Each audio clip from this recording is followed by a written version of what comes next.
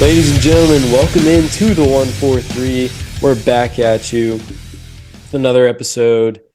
Nick, how we doing? We're doing great. We actually have a Texas Rangers episode for you.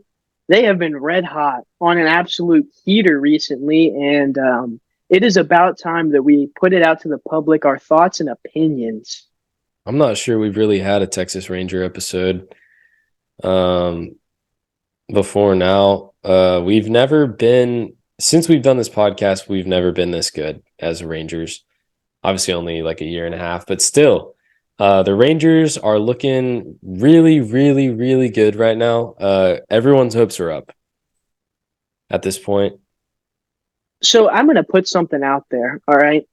So this was kind of talked about off camera with Joseph and a lot of other people. You know, some people down here in Dallas have asked me, how come you're not so excited about the Rangers yet? And my answer is always like, oh, well, it's only April. Oh, well, it's only May. Well, oh, we just started June. Well, as of right now, I have decided that I'm going to be excited. All right. We have been good enough for long enough where I feel like this is all sustainable and could translate into September and October baseball. So I've decided that I am excited.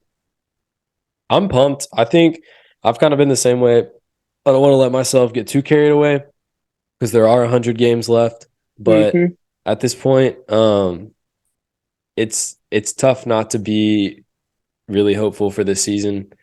We've not only like been really dominant, but we've like maintained that dominance over a few months now. So super pumped. We're going to jump into it. We're going to start with the stat of the week brought to you by Andrews Logistics.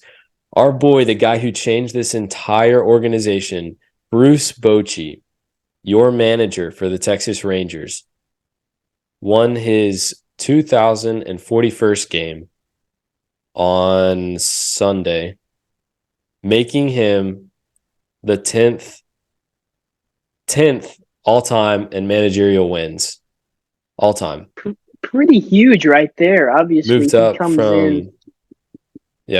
11th to 10th. Comes in the beginning of this season and immediately turns it around. Obviously, we got some firepower pitching wise. Oh yeah, a little bit more firepower hitting wise, and we're seeing the results as of today, Tuesday, but this drops Wednesday when we're talking about it. The Rangers are 20 games above 500, which is we currently have the best 60-game start in franchise history. So this is a season for the books. When was the last time that we were like last year we were just happy about, being a game over 500. Like we were looking for that 500 mark and now we're just crushing it. Like, I think this is last year exciting. We were over 500 for maybe like 3 days. Yeah, it was pretty disappointing. It was like in the middle of the Rays series back in like last June or something. We won the first 2 games and we're above 500 for like 3 days, but that was long gone. Oh, how the tables have turned. Nonetheless, your player of the week, Marcus Semien, who actually got a hit tonight, extending his hitting streak to 25 games in a row. Absolutely incredible. He's if hot. You ask me. He's hot right now. He's batting .304, 9 home runs, and 50 RBIs. I mean, MVP caliber season, if you ask me. Easy all-star vote. He's an easy all-star vote. He's just right now. He's just the guy that he's the leadoff hitter, and he gets the rest of the lineup going. He's pretty much Mr. Reliable right now, and I think he's one of the main reasons the other 8 guys in the lineup are doing so well. I mean, our entire lineup right now is batting super well. But shout out to Marcus Semien. Just diving right into it. Got to talk about Josh Jung looking like an AL Rookie of the Year. Josh Jung batting over 300 right now, and he's just coming to the league and he's on fire, kind of like the rest of the Rangers. He's leading rookies in every single major hitting stat, so it kind of, it seems like a landslide for him to win Rookie of the Year. Is it safe he's not slowing down either. Is it safe to say that since Adrian Beltre, the Rangers have not had a surefire third baseman that can hit just hit really well and be really dependable at third base. Is it fair to say that? I think so. I mean, the past couple of years, we've been kind of filtering Yep. in and out of guys. It's like Anyone. I remember got like guys like Charlie Culberson, Brock Holt, and like Yep. a bunch of other no names like that. I think we had Josh Smith there last year for a Hmm. couple games, and then kind of towards the end, we brought up Josh Young from Round Rock, and he kind of popped off at the end of the season, and then we were like, hey, this guy can actually compete at a high level and succeed. So he won the starting job, and he's been phenomenal this year, putting up absolutely amazing numbers and making a huge case for Rookie of the Year. Yeah, I'm super happy with Josh Young. Adolis Garcia came out swinging, but he's been doing that for a couple seasons now. He's finally got some help.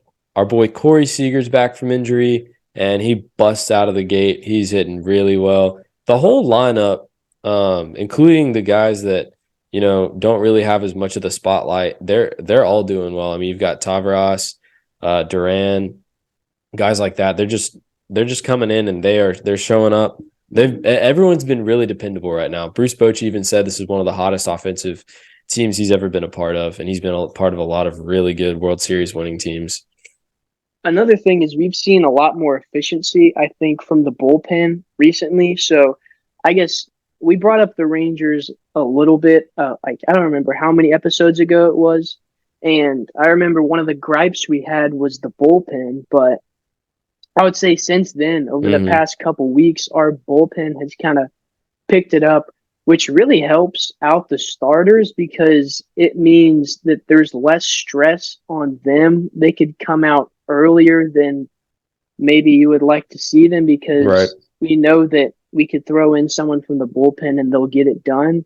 And also, talking about starters, you can't not talk about Nathan Eovaldi. I mean, putting up a Cy Young performance, if you ask me, He's one of the been best dominant. pitchers in baseball right now. Absolutely ridiculous. I He was believe our he's stat of the week last week. I believe he's 7-2 or something like that. He's 8-2. He might, yeah, I think he's 8-2, but he has been absolutely ridiculous. Definitely our ace for sure. Hmm. And speaking of pitchers, Yep. it is with a Got to heavy talk heart. about it. Obviously, it was today, Tuesday, but yesterday when you hear it, Jacob DeGrom is to undergo Tommy John surgery, which means that we're not going to see him till like next July or August if we're lucky, which really stinks because we spent a lot of money on him and all for him to play a couple months and then be out of it. I mean, today he was being interviewed and he got pretty emotional about not being able to play for a year. I mean, you got to think that's tough on a player. And also, there's a fear with Tommy John because a lot of times guys will get Tommy John and never come back from it. Just the way that they used to be. I think it's safe to say that he will lose a little bit of what he had because of the surgery. But we wish him well and hope to see him next season. That's just natural to come with it. They lose Mhm, a little bit of velocity. The other thing that's kind of been mentioned before is that he was a little bit too skinny, to be throwing mhm. 104. I believe he's 6'4", 178. And you look at, say, a guy like Aroldis Chapman who throws similar in speed, but he's 6'4", but he's 228, so he's got a little bit more meat on the bone, so that kind of helps prevent from injury. But it really stinks because, like Joseph said, he was really emotional during his interview today because he understood that this is a special team. Like, this team has got something that could make him go deep in the playoffs this year, Mhm. and to kind of miss out on that is kind of a bummer. And you feel for the guy. You You really do feel feel for the for him. super talented, but it's just one of those things where that's just normal. That's just what happens when you're a pitcher, and so you gotta deal with it and move on. I mean, at some point, you have to question the Rangers' decision. We did it as soon as it happened. That was a lot of money for a guy who was very injury prone coming into this. I mean, I hate that he's getting Tommy John, but at the same time, we knew he was going to get injured at some point early this season. That's just what he's been doing for the last few seasons. And um, I think that was a bad signing from the Rangers. I don't think we really needed that much money for a pitcher. Obviously, it's high risk, high reward type situation. Like when he's healthy and when he is He's on, he dominant. is extremely good. When he gets in a groove, he is disgusting. But the high risk is, you might break him, and that's what we ended up doing. We got a Yep. couple quality starts out of him, and the last I want to say like 4 starts. We had to pull him early because he was injured, and then we pulled him in like the fourth, and he was grabbing his forearm. They were trying to say tightness at the time, and then they come out like 3 or 4 weeks later and say that it's Tommy John, which is really, really annoying to me because I did not want Tightness to and accept Tommy the John fact. are two totally I different was about to things. say, yes. They're trying to preach tightness and soreness. They even said a week ago, he threw a quick toss in the bullpen, like 20, 25 pitches, and he felt amazing. Here we are, and that was a complete lie, so thank you.